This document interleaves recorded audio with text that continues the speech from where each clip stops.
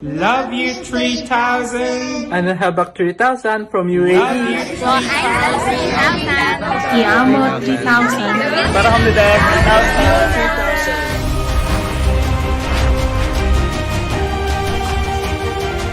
3,000. Welcome to another edition of Coach Miranda Minor's Daily Technical Charting, Fundamentals, Improvement of Trading Quotient, and everything about crypto all in one channel.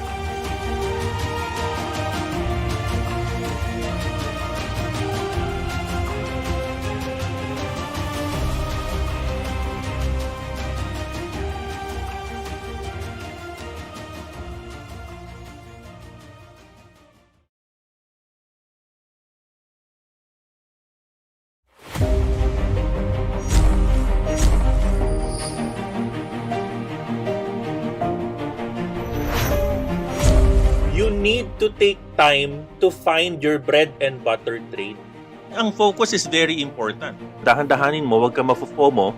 Diba? I always tell you to trust the system. No, I want you to wait for a confirmation candle. Wait for this line to be broken. Do never, ever do shortcuts in trading.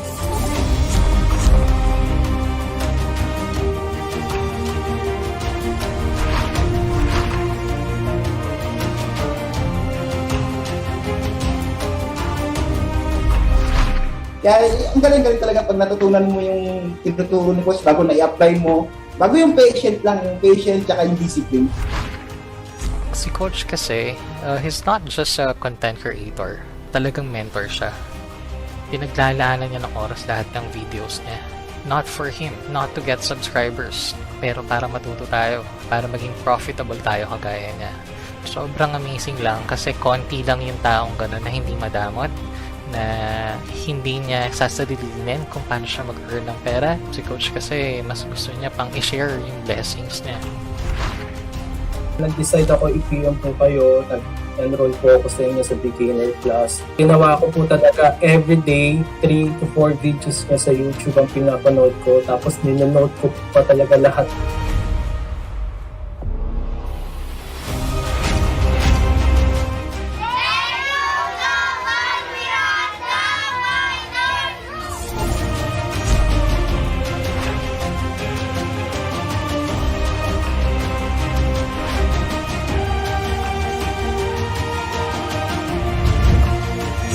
Magpahinga ka. Hindi tatakbo yung market, hindi mauubos yung trade setup na yan. Find that bread and butter setup. Vulnerability in trading is our most accurate measurement of trading quotient.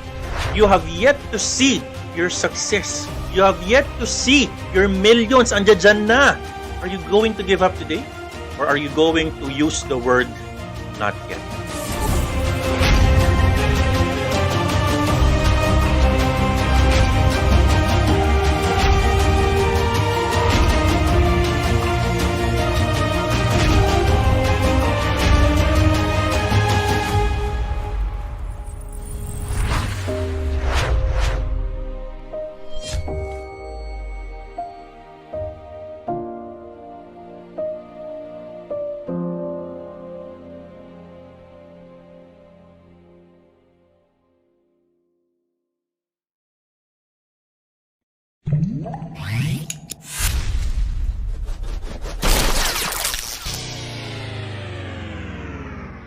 Hi, I'm Sheila and I'm an OFW from Thailand.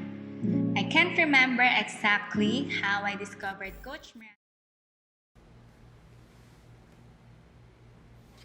Hey everyone, this is Coach Miranda Minor and welcome to our very special day wherein I'm going to be reviewing the market for 2022, this first quarter. No, I'm going to be looking at the market review and I'm going to be talking about a lot on what does the federal rate hike increase mean for the cryptocurrency market. I'm going to be talking about the history of 2010 to 2021 federal rate increase, which is going to happen sometime this March. And what I'd like you to understand in terms of what does that mean from a Bitcoin perspective, from a history and the go-forward standpoint, And why do I think that, what are the things that I'd like to discuss to you in terms of what's making me bullish?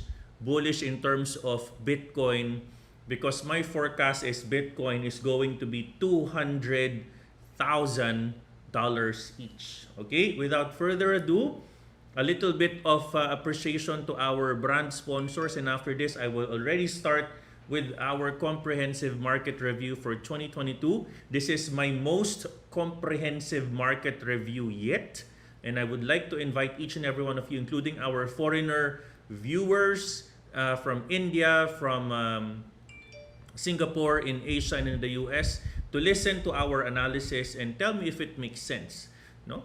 In terms of your opinion and perspective about Bitcoin as a whole.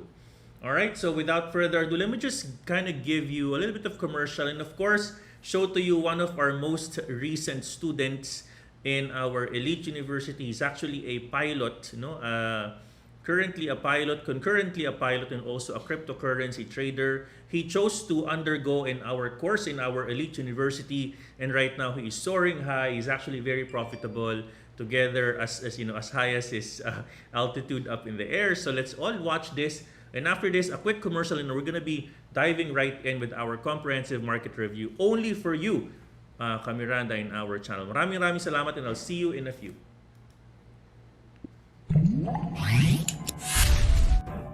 Hi, Coach Miranda Miner. We talked a few times now before, but I didn't get to formally introduce myself back. So I'm good. I'm an airline pilot. And I'm elite university graduate, beginner's class batch 21 and intermediate class batch 18. I'm also a former mentee of my high school classmate and barkada, si Mentor Luke. I want to take this opportunity lang to thank you, not only for teaching us a very safe and effective trading system, not only sa mga fundamental and technical analysis every night during live session, not only sa anatomy of this and port creation ng intermediate class, but most importantly, I want to thank you folks for teaching us good trading psychology na pwede rin i-apply in real life scenarios. Thank you always, Coach, for going the extra mile to help others. And sana huwag ka magsasawang tumulong sa community. And ayun lang. I love you 3,000, Coach, and shout out ko na rin yung buong Miranda community. I love you 3,000x Miranda, and magmahalan lang tayo at maging possible.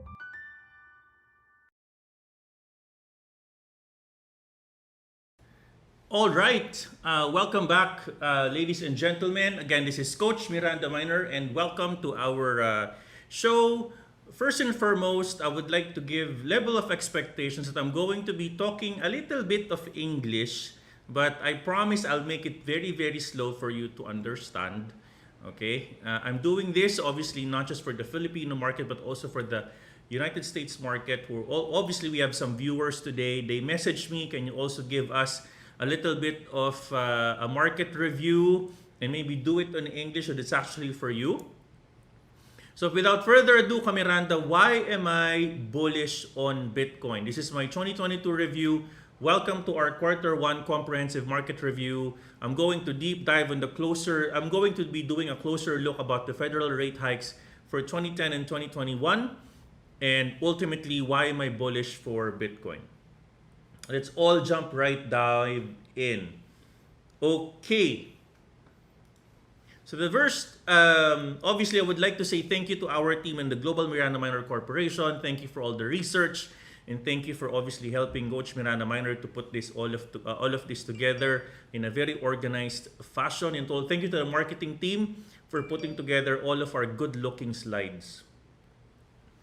I would like to start this quarterly review by saying, imagine what will Ukraine use to ask for immediate relief during the crisis if Bitcoin wasn't invested 13 years ago.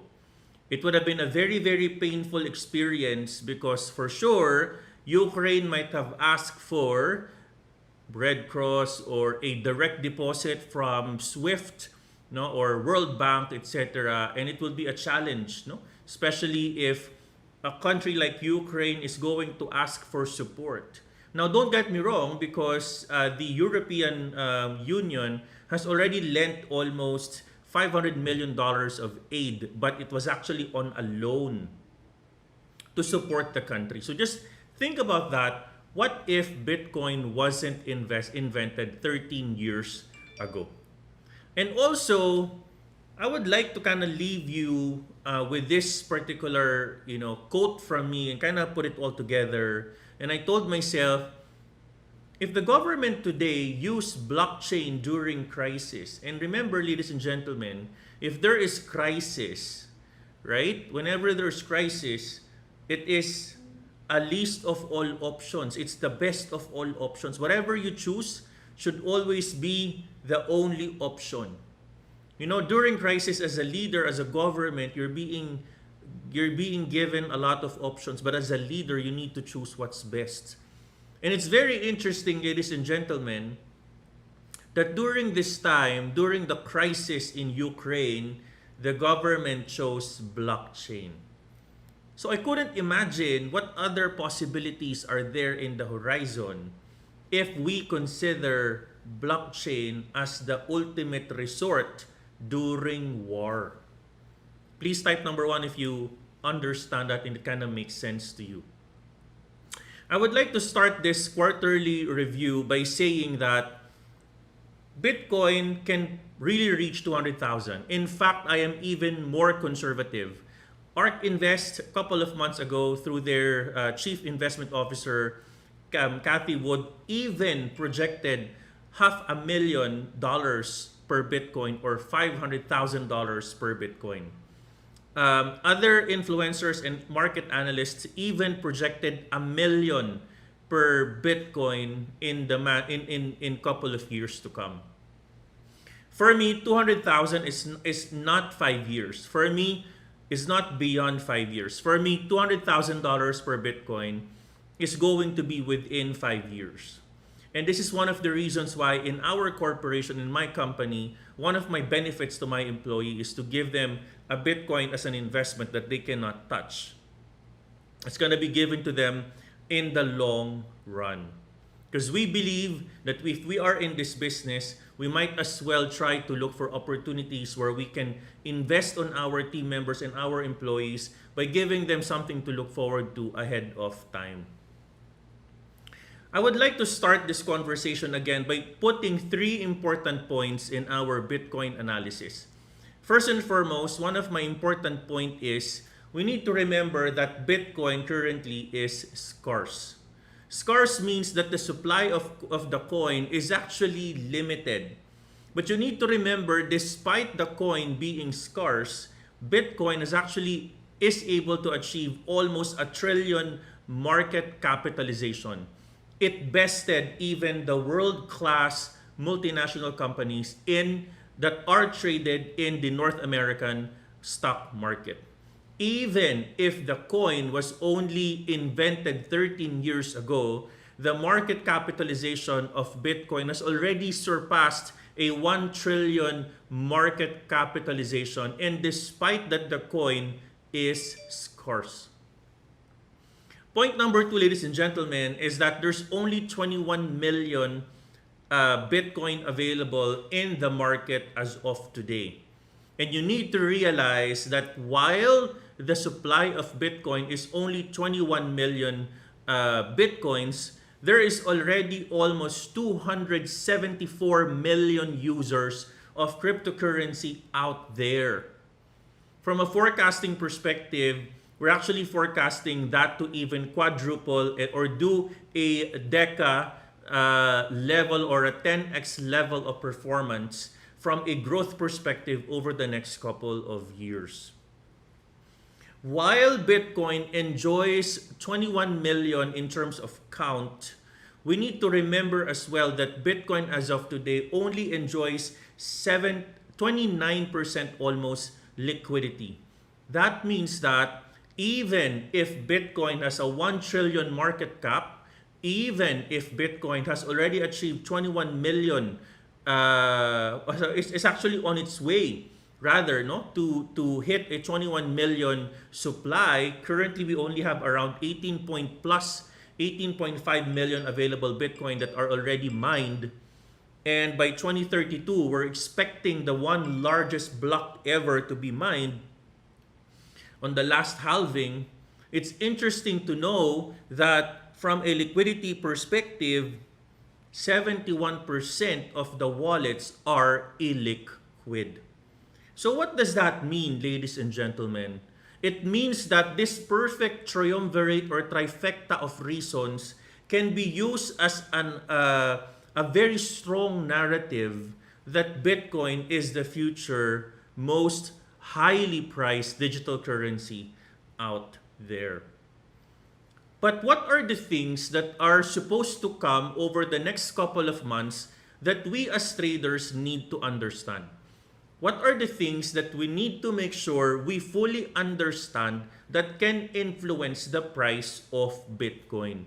Ladies and gentlemen, the price of Bitcoin today is going to be affected by short-term and long-term factors. One of that is obviously the federal rate hikes. So what is the effect of the federal rate hikes to crypto and to the dollar index? Let's try to segment it first by understanding what is the effect of the rate hike to crypto. If you recall, what I told you guys is that by this coming March, in fact by 2022, there's going to be 3 rate hikes that are supposed to be happening. As per the Federal Reserve, sila po, or they actually are forecasting a total of 3 rate hikes starting on March. As a matter of fact, by late of February and early in March, the respectable SEC, Federal Reserve Secretary rather, has actually said that despite the war, they still need to do some rate hikes. In this particular discussion, what is important for all of us first and foremost is to understand what is the macro impact of the short-term rate hike. Let me just change my view for you to see my full screen. So in this particular perspective, I would like to discuss with you what is the macro effect of the short-term rate hike. So you need to remember that this is not the first time that the US has had already raised their interest rates. Interest rates basically means they're actually going to raise the interest of your short-term loans, of your mortgages, etc., etc. Even for the bond prices that are out in the market, the bond price in terms of interest will also increase. This means if you are a bond holder, you are actually going to be very, very happy because the bond rates are going to be even higher. This particular slide is actually showing that on average, the average US stock and bond performance over the next 12 months after the first federal rate hike, there is still an improvement. As a matter of fact, for the first 12 months on US stocks, there's an average of 7.3 percentage point increase, no, after the first Fed rate hike. However, I would like to invite your attention on the time when the first reserve rate increase way back 1994 happened. The first 6 months was negative 2.6% for the US stocks. Let me just look at this screen here. It's negative 2.6%. And after the next 12 months, it became 2.5%. But let's not look into 1 year alone. Let's take a look into the June of 1999, the June of 2004, and the December of 2015. If you look into the specific period of the market where we have had a rate hike, the average performance of the market after 12 months is still positive. The net impact of a rate increase would still net yield a positive performance in terms of asset.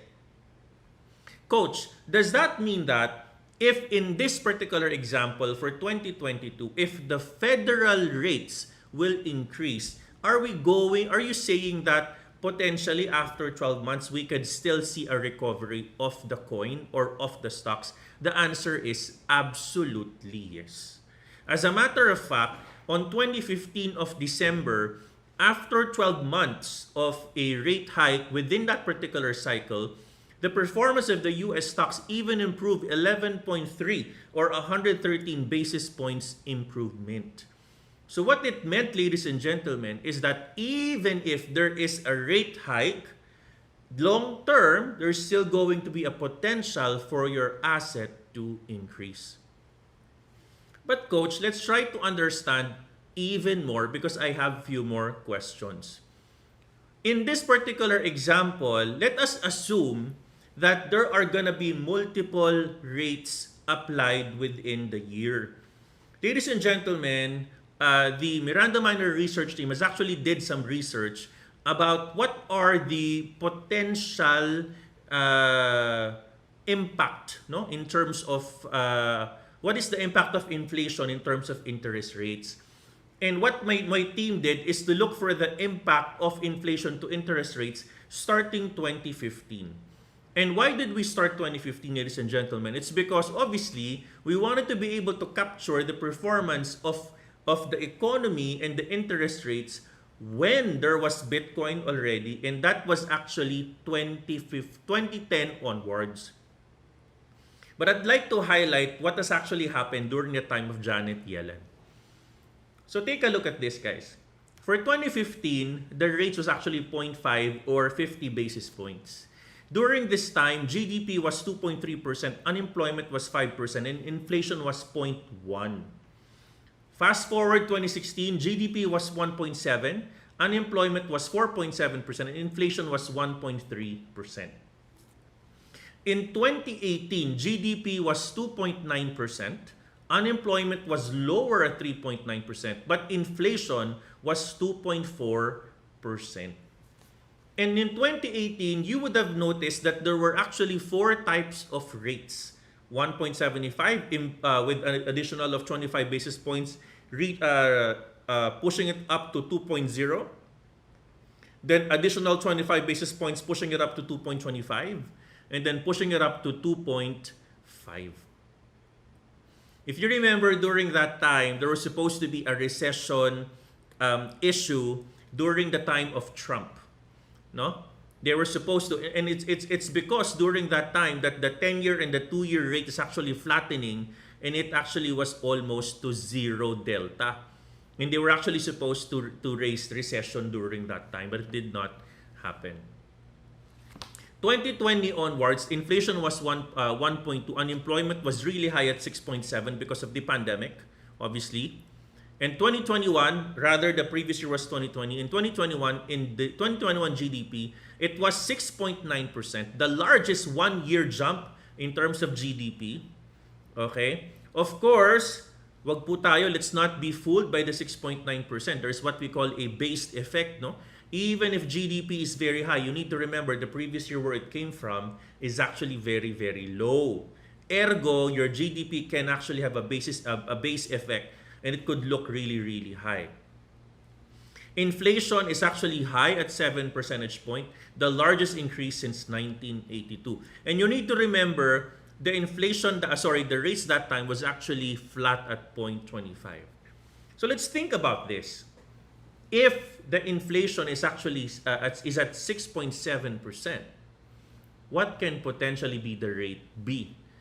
Here's the thing. If the rates are increasing, the question is, if the rates will increase, what is the impact to the stock market? What is the impact to the Bitcoin? That's the million-dollar question. I'm going to answer that later on. You need to look at this one. By 2018, there are 4 times that they have changed the interest rates. in 2022, they're going to raise it. The first rate hike will be happening this March. The plan is to do the rate hike to almost 25 basis points. Basically, what it only meant is 25 cents or 0.25.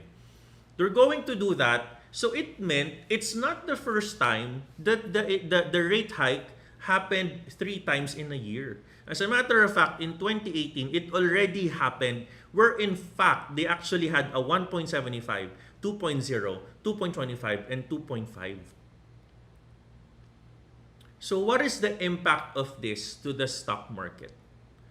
Okay, let's all deep dive into the charts. The impact to the stock market will be a bit different.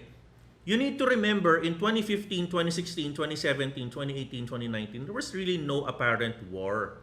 No, except in the war in Iraq at 2003 to 2011.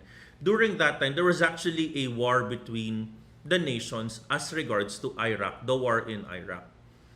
In this particular case, the challenge of the Federal Reserve is that the effect of inflation pushed by the issue in fuel is actually creating ramifications in the inflation rates that are coming in. If you remember in one of my live, I think in the member live last Monday, I said that the inflation rates is actually really high already as early as January. This coming Thursday, the CPI report will come out for February, and I'm expecting it to be really, really high. So what is supposed to happen on the next 90 days, Coach Miranda Miner? If the effect of the rate hike is for the stocks to go down and there is war, what is the effect of this when they declare rate hike this coming March of 2022?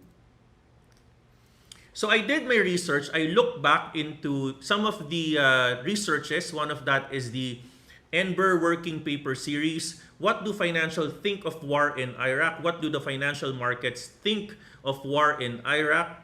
Done by Andrew Lay, Justin Wolfers, and Eric. Now, this is actually part of the National Bureau of Economic Research, done as of 2003. In this particular paper, they have actually created a lot of market research about what is the impact of the war into the stock market. So basically, guys, what I'm trying to do here is 2 things. One, what I'm trying to do is to understand what is the impact of the federal rate hike to the stock market. And number 2, what is the impact of the war in the stock market? I'm not saying cryptocurrency yet because I'm going to go in that direction maya-maya. So according to this paper, as of the 2003 research, one of the biggest impact of war into the economy is the macroeconomic effect of the war. Obviously, you are going to see short-term oil price shock from the effects of the deficit finance military spending. And during the 2003, they're actually forecasting a $75 per barrel. Ladies and gentlemen, today, it's already $113. If you recall, as of 2 weeks ago, I said that the price of oil can reach $100. It was actually at $92 back then. Assuming that the oil price closed 1/5 of the gap each year, there's going to be a total of almost $250 billion over a decade, no, as a loss into the national income. But let's try to compare that with the current scenario because 2003 is almost 19 years ago. What is the 2022 effect of that on the same study? What I tried to do here is to create the same study, okay, of the 2003 Iraq war with the Ukraine war on 2022. And here is what I found out. In 2003, obviously there is an oil dynamics, no? Obviously Russia is handling the oil supply to the European nations. They have an opportunity to block that, to flow to their continent. They actually are controlling that. And obviously, since Russia has a good control with oil, Lack of supply could mean lack or increase in price. And not just in the European countries, but all over the world. In the Philippines, the price of oil is already almost threatening to 100 pesos. Whew. All right, 100 pesos threatening the 10th increase, adjacent to each other. Now, I tried to compare that, and what I've noticed is that, first and foremost, each war, there was actually a mention of a short-term oil price shock. Ladies and gentlemen, by 2022, nothing is different. As a matter of fact, Goldman is actually forecasting a crude price as high as $200 per barrel. This is crazy. The economists are already forecasting an oil per barrel of $200 per barrel, which is going to be very, very crazy. Let's move on. And another thing here is that combining the effects of oil and defense spending shocks, they're estimating that a war with a very bad outcome would lower the United States GDP by an average of 8 basis point or 0.8%. What is the current scenario impact on GDP? As per the World Bank, Ukraine war is going to cause an economic catastrophe, and it would create havoc in terms of GDP impact for the country. So nothing is different. If you look at it from a Ukraine perspective and to the Iraq perspective, it's almost the same. The macroeconomic effect would obviously start with something that's common, in this case oil, and long-term GDP. So, because of all of that, what is driving? Coach, why do you still think that Bitcoin is bullish over the next couple of years? Just to make a qualifier, I'm not saying BTC is going to be bullish now. I'm not saying BTC is going to be bullish next month. What I'm saying is over the next 3, 4, 5, 6, 7, 8, 9, 10, BTC is going to be your fortune. How many of you, please type number 1 if you are like this, and I will do it in Tagalog. Ilan po sa inyo, or how many of you have experienced this in your head?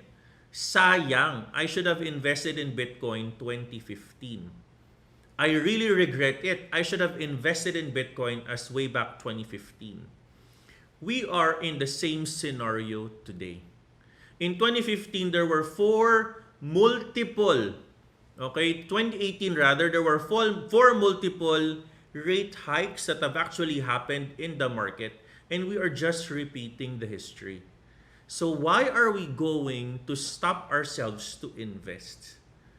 So number 1, based on all of this research, you will notice that in 2018, there was actually a very high unemployment, low GDP, and obviously four rate hikes for 2018. Nothing is different for 2022. In fact, they're actually even saying 3 rate hikes. So what I'm trying to say here, ladies and gentlemen, let's take a look at this in terms of active addresses. Let me actually try to pull up my screen for all of you.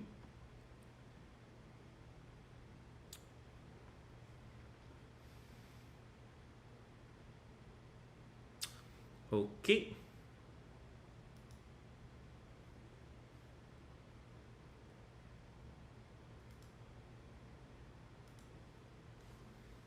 One thing that you will notice here, ladies and gentlemen, is that way back 2010, the active addresses are only around 365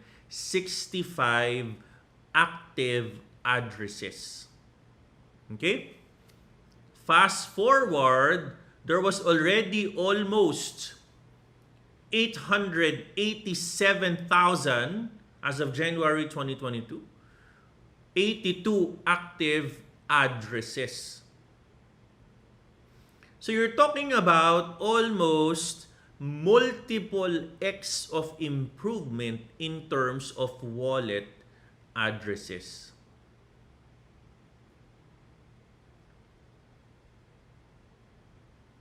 So from 300 active addresses in 2010, in fact, December 31, 2009, there was 0. And right now, there's already almost, give or take, 1 million active addresses. So what does that mean for us?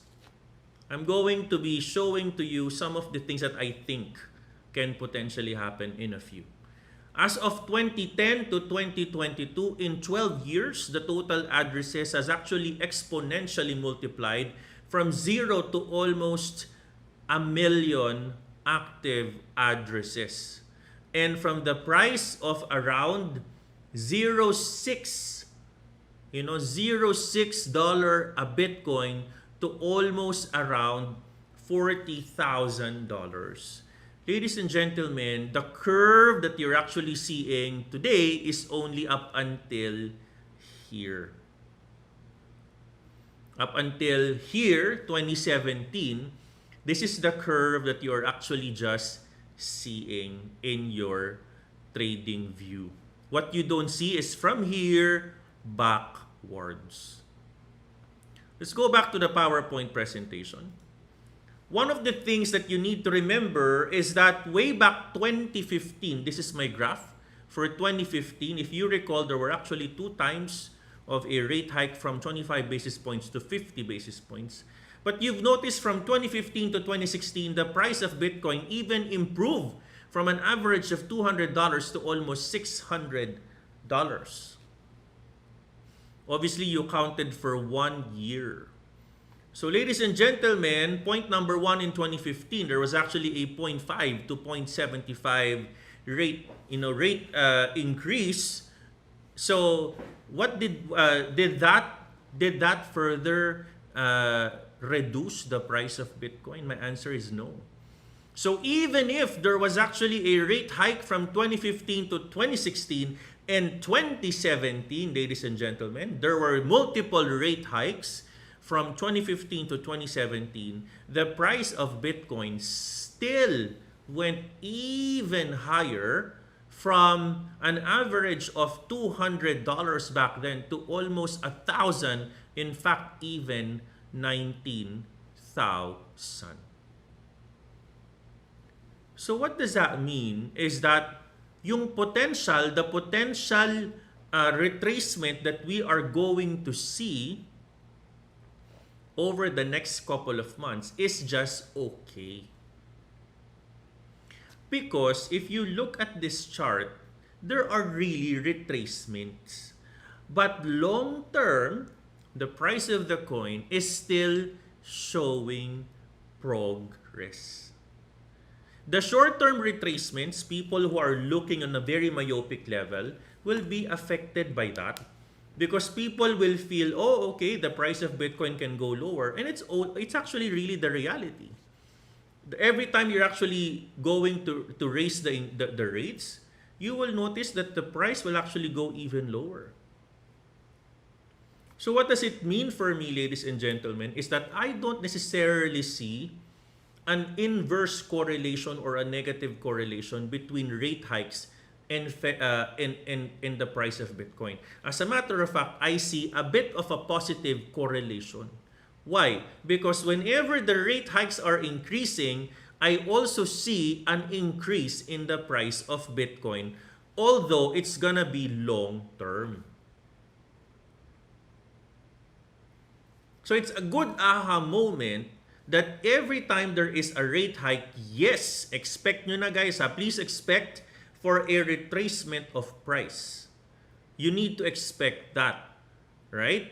But long term, the rate retracement as per the average, let's go back to the previous slide, as per the average, an average of 12 months, you could already see positive gains on US stocks. An average of almost 6 months, except for 1994, there's an average of 3.9%.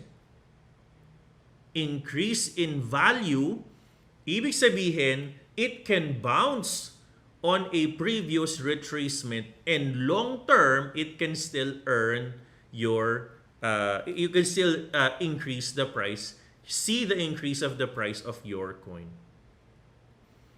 Let's move on, guys. Here's the thing.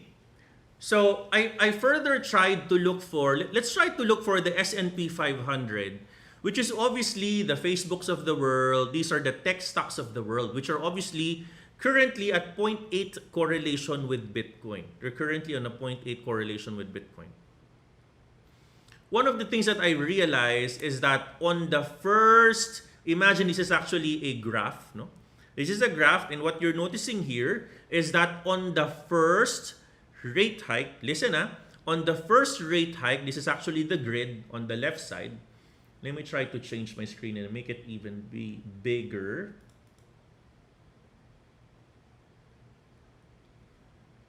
Okay, there you go. There you go. One thing that you will notice is that despite that the coin, okay, sorry, not despite, but on the very first rate hike, in this particular case, this is the first rate hike, on the 0 month, definitely we are going to experience drop in the price of stocks. And a lot of the stocks in the S&P 500 have actually demonstrated a reduction in price. As a matter of fact, a lot of them, the worst was the orange one. Orange is the fast tightening cycle. The orange one is actually a curve that bounced on 382. Everyone else further went even higher. No, your Fibonacci 382 obviously is here. It bounced from here and went up even further.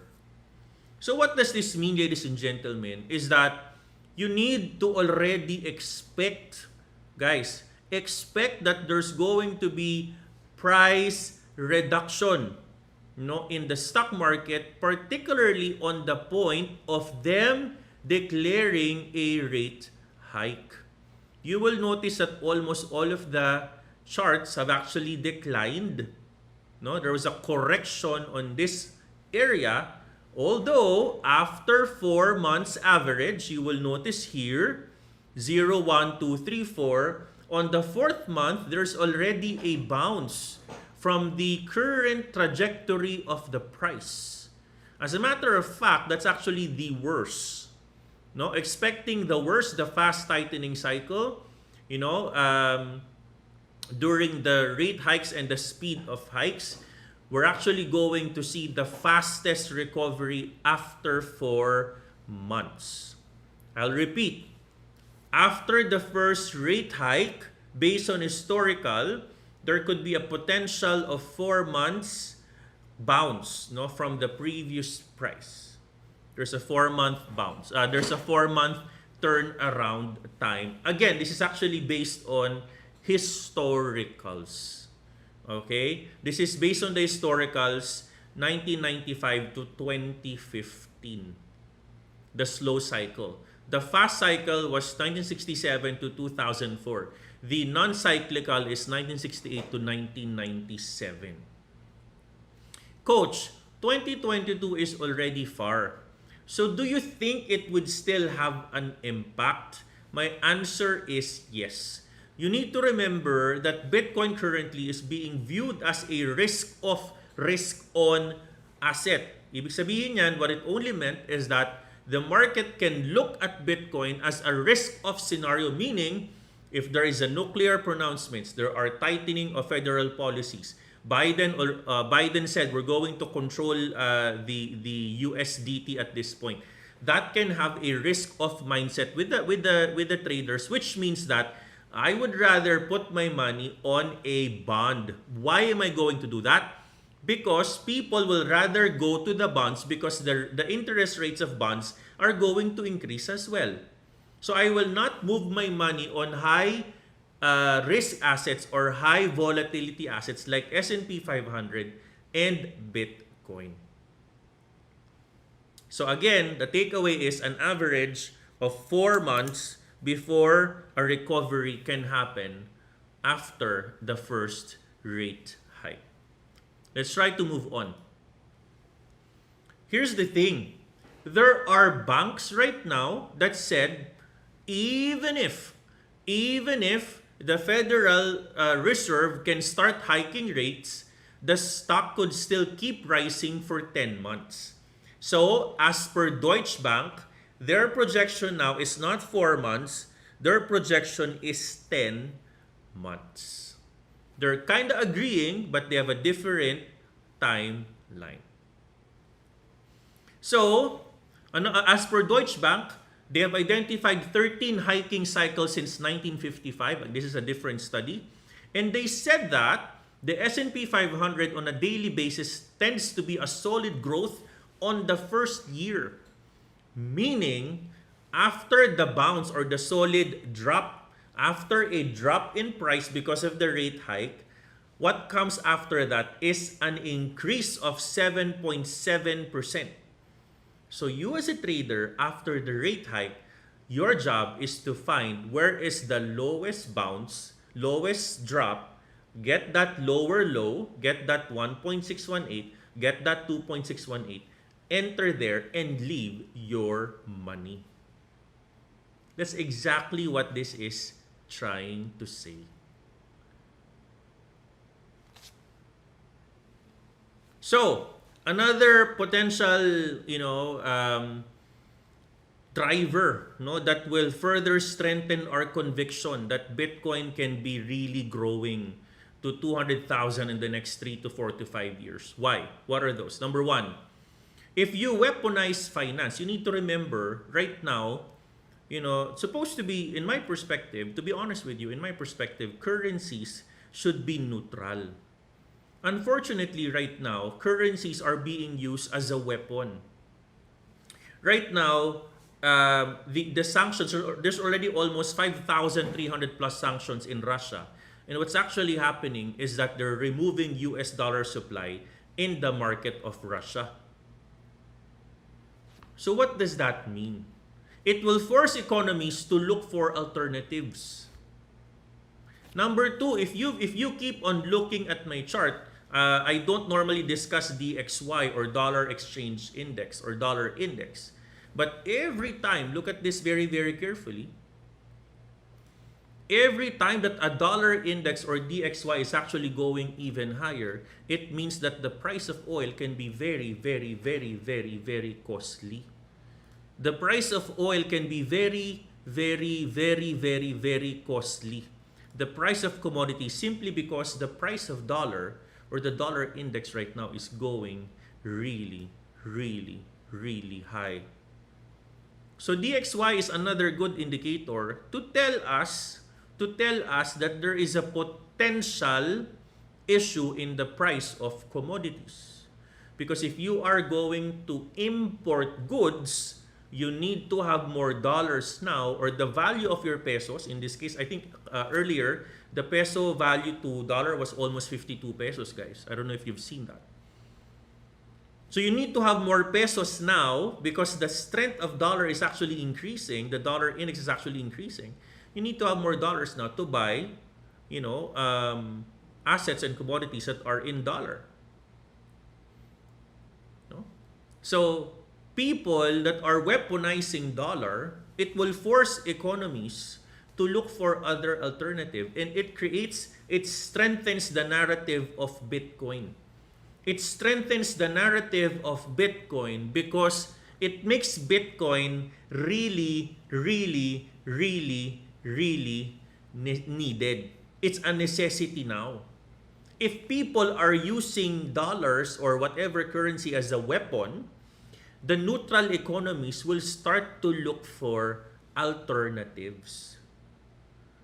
The economies right now, you just don't know that whatever they're doing, but you don't know India is already working on a crypto adoption. Switzerland, Thailand, Korea, Dubai, People are looking for all different options to embrace blockchain. Why? Because by any chance, the blueprint right now is Russia. Russia can still survive, can still penetrate the global market simply because there is still cryptocurrency.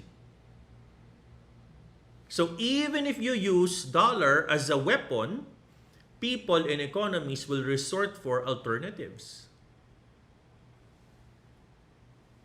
So why do I think that Bitcoin is on its way to $200,000 years from now, not today, not next week? I'm saying that the price of the Bitcoin can go even lower, but long term, we're going to see multiple X improvement. This is one of the strongest argument. The percentage of illiquid supply is already at 76%. This means, ladies and gentlemen, that people are already hodling Bitcoin today. There's no question on that. No? You need to remember that right now, yung presyo, the price of Bitcoin in Russia is already 10% higher than what the market is.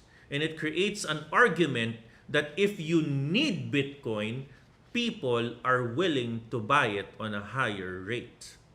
But if you don't need Bitcoin, people don't care. What I'd like to impress today, guys, is I would like you to have a mindset that you need Bitcoin. Always imagine and look for the scenario where, what if, for example, 2032, the largest single block is going to be mined already, and we are at the 99% of Bitcoin. And you need to remember, in my argument earlier, there's already 275 million crypto users.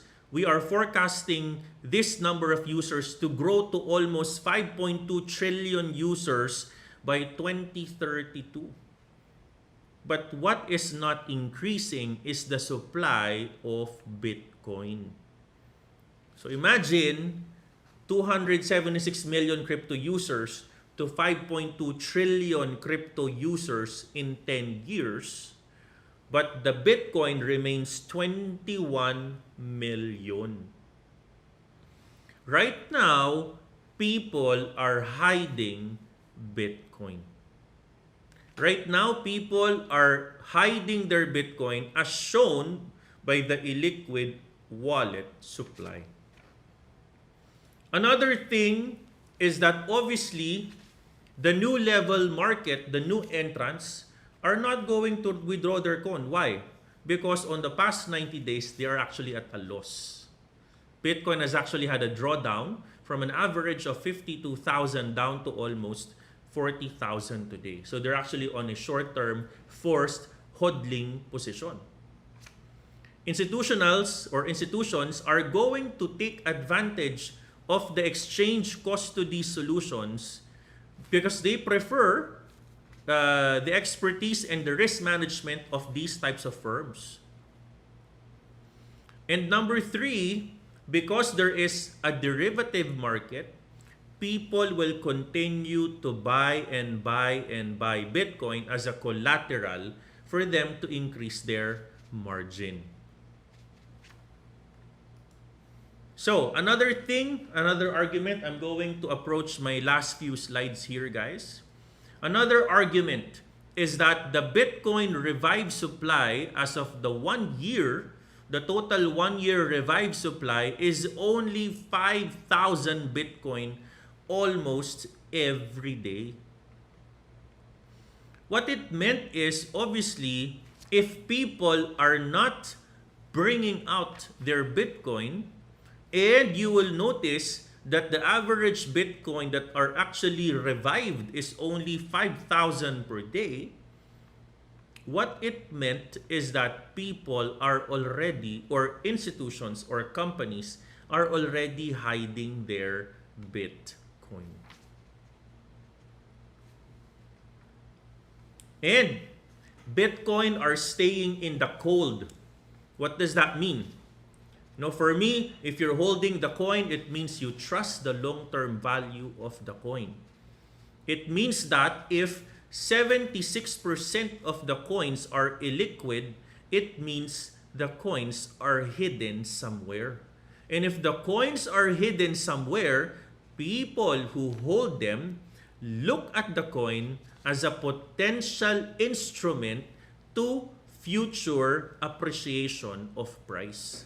76%, ladies and gentlemen, are already hidden.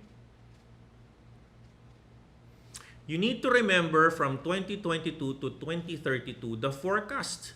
The forecasted growth is almost 270 million to 5.2 trillion users.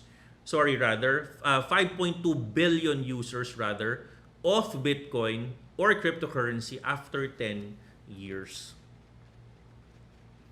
So, in this particular case, 29% of the liquid supply, and it is still decreasing. As per the many reports right now, according to actually I'm going to share to you a lot of my references later. This is what I was trying to say. The market size of Bitcoin is actually almost 800 million, no? And the market size projection is actually almost 5.2 billion by 2028, or an average of 29.5% compounded annual growth rate. Ladies and gentlemen, if the market size is going to grow to almost 5.2 billion, the adoption of Bitcoin is going to be exponential. The metaverse is going to increase 20 times in the next 10 years. However, the supply of Bitcoin is still flat at 21 million. We're on the 6th halving cycle. We're expecting the largest block of 1.26 million to be mined that is going to complete the 99.21875. If the supply of Bitcoin is flat, but the market size is going to do quintuple or 5x the size, and the metaverse is going to increase 20 times, what is going to be happening with Bitcoin price? For me, this is a very, very strong argument that Bitcoin should be viewed as a long-term asset. I think Bitcoin is going to still experience some drawdowns. So I'm not encouraging you to invest on today, but you need to start doing your dollar cost averaging for Bitcoin, which I have been doing for many years now. And what I'd like you to do is to further enhance your net worth, no? By not investing right now. Do not use your money that you will use for dinner, but use your extra money to invest on Bitcoin. Again, 21 million supply capped. Market size 800 million. In the next couple of years, 5.2 billion. So the growth rate, let's not look forward, let's look backward. From 2010 to 2022, the price of Bitcoin was from $0 to $40,000. I will not do the gambler's fallacy of comparing it apples to apples, assuming that the price will grow from 40,000 to another 40,000x of the price. I will not assume that. I will become very, very, very conservative that in the next couple of years, the price will only grow 5x. In this case, $200,000. I have the same mentality as to the 76% of Bitcoin hodlers. My question to you is, are you part of the 76% or are you part of the 24%? In conclusion, this is going to be my last slide, ladies and gentlemen. In conclusion, from a short-term retracement perspective, I believe that Bitcoin is still going to provide a short-term retracement view in terms of price. This is obviously because the geopolitical crisis is still happening, and it can be impacted by some of the fiscal policies needed by the Biden administration to mitigate the long-term impact of inflation. I'm looking at an average of 10 to 11 months of impact, at least for it to fill the gap. And I expect at 2023, the impact can be expected to be positive for Bitcoin. Historical data will show this. This is not my assumption. Historical data way back 1957 onwards are all showing that after an expected drawdown, there is an expected recovery to an average of 7.3% after 10 to 11 months. For me, the rise of interest rates are needed. I think these are all required. There are years, in a matter of fact, prior to 2022, where the rate hikes have reached even triple or quadruple, and it was needed by the economy to cool off the economy. Couple of arguments that I have would be: one, scarcity; two, market capitalization; and number three, the reduction of the liquid supply. These are all powerful narrative and powerful signs that the price can increase to the future. As a matter of fact, I only use the 5x conservative assumption versus using the 0 to 40,000 allegory, which many would have used. Bitcoin will continue to show volatility on a short term, but it is able to hold a very strong support at $33,000 despite multiple macro issues. And last but not the least, long term, Bitcoin is continuing to be a potential asset to hedge your high-risk currency against inflation. Those are my conclusions, Miranda. I'm here not to hype all of you. I am here to show to you what data is suggesting. I'm here to make a lot of good research for you to see what has happened in the past couple of years after a rate hike, after a war, after a potential cooling of the economy. Yes, let's all admit that it can potentially have a drawdown impact to the price of the assets. But after 10, 11 months, the price can recover again. In fact, the fastest was actually 6 months, as early as 1995 onwards. With the exception of 1994, when the rate hike still created a negative 2.5% impact to the price. Negative pa din, no, after 6 months. It was actually an isolated. 1995 onwards, the price is already positive. So again, as a trader, I want you to expect that from a market perspective, the price can still retrace. But we are seeing a very strong support at $33,000. I will encourage all of you to go back to this particular argument of mine. Before I wrap it up, I would like to go back to this argument, and this is going to be my last slide. My Bitcoin argument for all of you, Miranda, is this. Number one, even if Bitcoin is scarce, at some point it was able to reach a 1 trillion market cap. Number two, even if it's only 21 million Bitcoin units, there's already 76% that are illiquid supply, meaning 76% of Bitcoins are already not open, are not being traded, are hidden. And it's actually being held by 274 million users. My question is, are you going to be part of the 274 million users and going to be part of the 74%, or you will continue to worry of the price reduction? And last but not the least, aside from the 71 in this case, I need to correct this at 74 or 76. Aside from this, I think liquidity is going to be a problem for you if you don't act today. So with that said, Miranda, this sums up my overall comprehensive market review for 2022. I hope that I was able to give you all the right reasons and all my personal reasons as to why I am very bullish for Bitcoin. Look for other literatures for this, no? Actually, I can share to all of you here. I've actually written down all of my related literatures and references. You can actually take a look at all of them as my point of reference. But, as your coach, Miranda Minor, I'm not here to hype. I'm here to educate you. And I hope that you actually have learned something about my research for today, which talks about cryptocurrency, why am I bullish for Bitcoin, and why do I think it will grow to 200,000 in the nearest future. With that said, maraming salamat.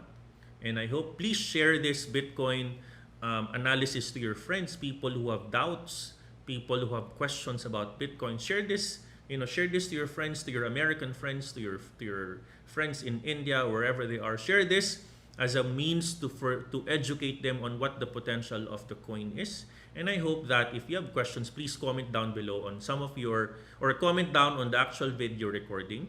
Please comment there if you have any questions or suggestions, or please pass this link again to your friends, and please don't forget to like our video for me to be able to do more videos like this for your education.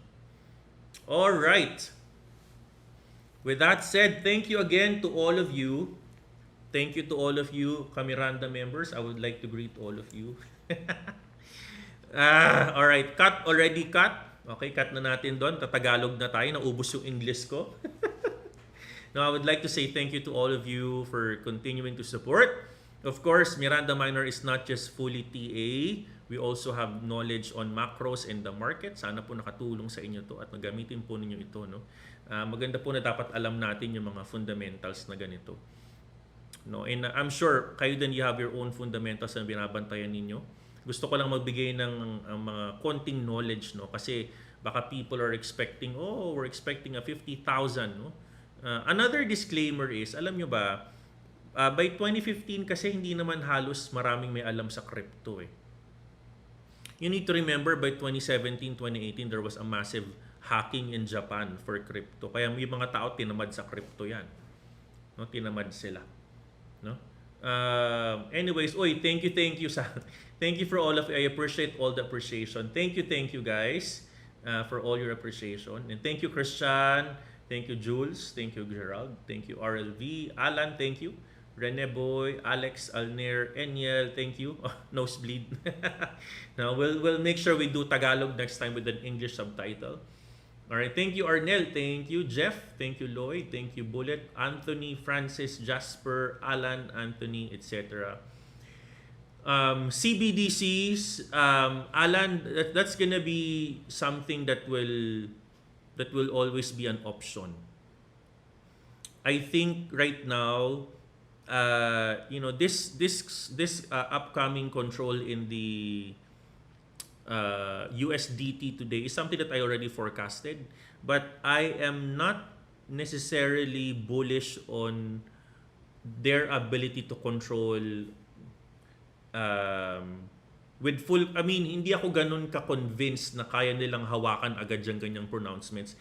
You need to remember may election sa US by November. Magkakapogi ang mga yan. So mukhang hindi this year. Pwedeng this year, pero tingnan natin, Janet Yellen already, meron siyang article, tinanggal lang sa website kanina. Meron siyang article about the potential regulation na gagawin. Tinanggal lang na nagulat sila lang biglang lumabas. No? We're going to regulate crypto. We're going to be giving pronouncements. Pag lumabas yan, guys, mag-abang kayo ha. Mag-abang kayo this coming week yan. Mukhang maraming mga lalabas na magandang mga news rather, no? Hindi maganda, but news that can influence cryptocurrency. Wag naman, sana maganda ang tanggap ng market. Pero sinabihan ko na kayo guys, March is going to be really, really interesting. Okay? Okay, thank you for the kind words, everyone. Please don't forget to like and share our live. And again, also don't forget to comment #PDAX Empowered Pinoy, no? After the video, for you to have a chance to win 500 pesos. Thank you again, PDAX, for your sponsorship. And of course, Bybit and of course, BingX for your sponsorships. Alright guys, maraming salamat po. Yes, it's a leaked Rams, no? It's a leaked. So we'll see. Alright, again, I'll see you guys tomorrow. Enjoy and congratulations to all the many Miranda miners who are profitable today. I'm sorry I cannot do some charting because my focus today is purely FAs. No, but I am proud to all of you. I'm very, very proud to all of you. Keep your heart in the right place. Lagay mo sa tamang lugar yan. Focus on your growth, not on the others. No, focus on growing your mindset. Focus on nurturing your mindset. Focus on nourishing your mindset. Focus on yourself. No? Grow yourself. No? Grow yourself and wait for your right bus. Your bus will come very, very soon. Okay? Alright, I love you 3,000 guys and see you tomorrow. Magkakaroon tayo ng review tomorrow with the mentors. And who knows, we will have time to do charting tomorrow as well. Alright, I love you guys at see you and I'll talk to you soon. Thank you guys.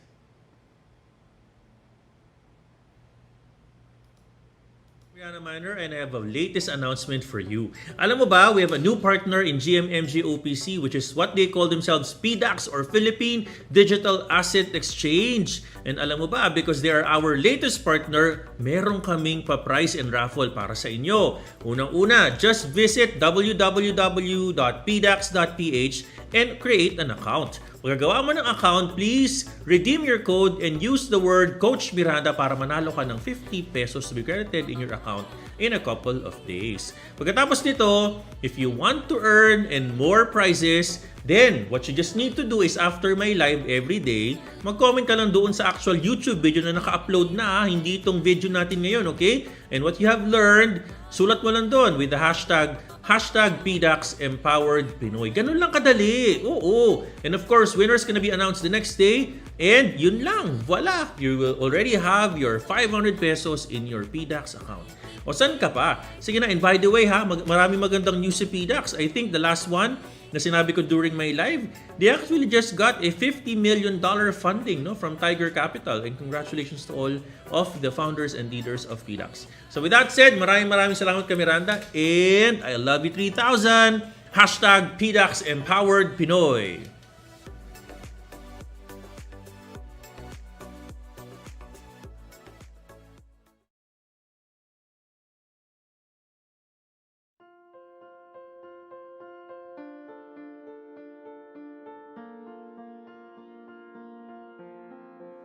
Isang magandang umaga sa inyo, Miranda. This is a very, very special day for me and of course, sa lahat po ng mga babae, ate, anak, bunso, ditse, dete at kung ano-ano pang tawag yan sa mga babae sa ating buhay, asawa, pamangkin, anak, lola, nanay, ina, etc. Happy Women's Day to all of you.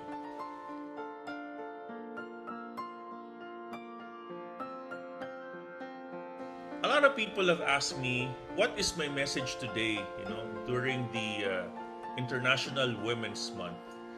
My advice for all of you, if you are an aspiring young lady in the trading industry, look for something that you are very passionate about.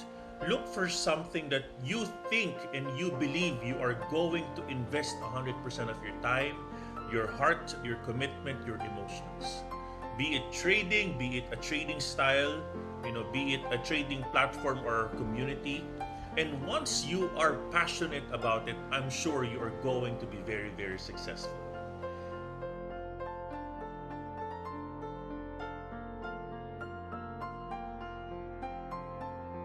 I've seen a lot of successful women in my career. A lot of them have told me to be successful as a woman, you need to be eager in failing. You need to know and you need to know your limits. You need to try what you're scared of. You need to try something that is beyond your control. So at least you know that from that particular lesson, you're going to be able to fail fast and fail forward. And finally, make sure that you surround yourself with people who are going to invest on you. People that will give you feedback because feedback is a gift. People that will not think of anything, second thoughts or third thoughts about giving you direct and honest feedback. Because that's important for you, for your growth in the trading industry. The community and the feedback that you will receive from the people who surrounds you. Because why is it that so? Because you're gonna be here for the long haul. You're gonna be here for the long run. And I'm excited for you in this journey in trading. And I look forward for your success, Miranda. Again, happy International Women's Day to all of you at maraming salamat in your support in our advocacy of our culture of malasakit. Maraming salamat Miranda, and again, happy International Women's Day and month.